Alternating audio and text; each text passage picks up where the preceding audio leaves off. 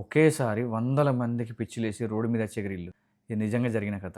1518లో France దేశంలో ఫ్రావ్ ట్రోపీ అనే మహిళ ఏం చేసిందంటే సడెన్‌గా రోడ్డు మీదకొచ్చేసి ఊగిపోతూ డాన్సులేయడం స్టార్ట్ చేసేసింది. ఇగ అట్లా ఒక్కరితోని స్టార్ట్ అయిందా, గంట కొట్టినట్టు వందల మంది వస్తాళ్ళు, ఆగుతలేరు. డాన్సులు చేస్తాళ్ళు. ఆడ మ్యూజిక్ లేదు, డప్పు సప్పుడు లేదు, ఏం లేదు. చేస్తూనే ఉన్నారు. దాన్నేమంటారంటే డాన్సింగ్ ప్లేగ్ అంటారు. అయితే అక్కడున్న లీడర్‌లకి ఏం చేయాలో అర్థం కాలే. వాళ్ళేం చేసిల్లంటే సరే ఇట్లా చేస్తాలుగా చేయనీయలని చెప్పేసి మంచిగా స్టేజ్ కట్టించి డప్పులు పెట్టించి ఎగురులురా అని చెప్పేసిల్లు. అయితే అప్పుడేమైందంటే సీన్ మొత్తం రివర్స్ అయిపోయింది.